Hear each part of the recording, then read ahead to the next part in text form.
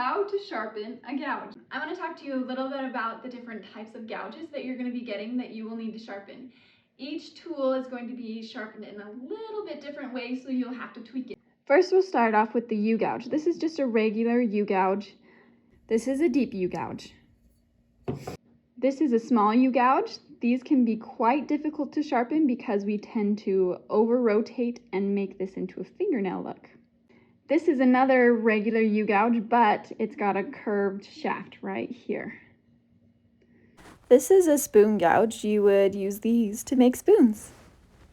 The gouges are kind of different because you have to position them differently. So I'm showing you how to sharpen this gouge. This gouge hits me way above my belly button up here while I'm sharpening it. That's just where it fits and is in line on my body. Make sure that you're not over-rotating it so that you don't round out the gouge. You want a nice sharp point. So don't over-rotate it, just make sure it's perfect. That's the same with the spoon gouge. It's going to have a high trajectory. Don't over-rotate, but keep it pretty high.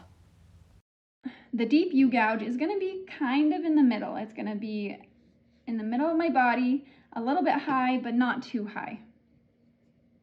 The regular U-gouge is going to be lower. This one hits below my belly button while the others hit at my belly button or a little bit above. So this one's lower. The small U-gouge is the same as the regular U-gouge. Just remember, don't over-rotate and don't be too aggressive because these can get bent up a lot faster than you think that they can.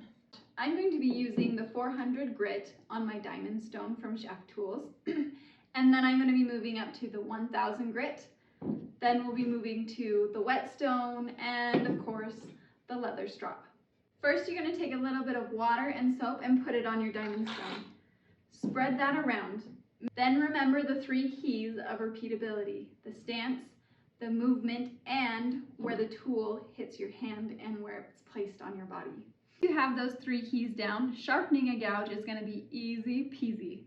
So place the gouge down, set it up, and then you're going to be moving the gouge from right to left, rotating all the way from one edge to the other. Make sure that you're not over-rotating, as that will wear down the edge, and you do not want that. As you're sharpening, you will actually begin to see a dark line up here, and that is the steel getting worn away. That's a good thing. We want that. We know that we're doing the right thing when we see that steel line up here on your diamond stone.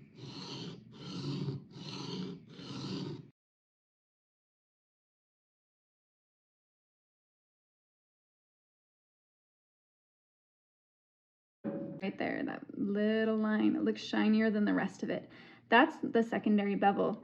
You can also feel the burr. So if you bring your finger up, you can hear that. There's a little burr on this side of the tool that is beginning to form. You've been sharpening for a while now, so let's clean it up and flip it over to the other side. We're going to move up to the 1000 grit. And we're going to repeat the process.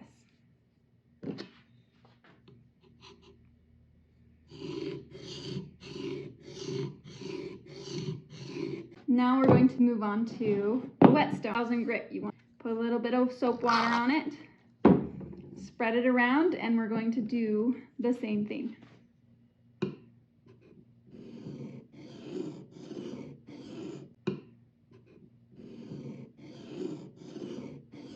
Well, the leather strap comes with a honing compound. The honing compound gives it that extra grit, that gives it that extra shine and that extra sharpness that cuts through the wood like butter. Put it on your leather strap generously. The leather strap is a little bit different.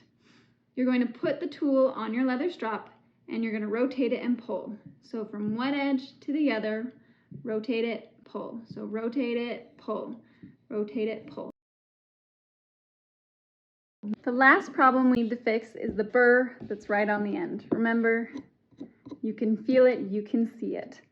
What I like to do is I like to take a piece of leather and I like to wrap it around a dowel, put some compound on it, and I'm going to run this past this until that burr is gone. At this point, my tool should be pretty sharp. I'm gonna clean off the edge and we're gonna test it out. Test the sharpness by going cross grain on a piece of scrap wood. When you've taken your gouge and there's no tear out throughout the whole bevel, you are completely done. If you do find any tear out, go back and strop it until it's a nice clean cut.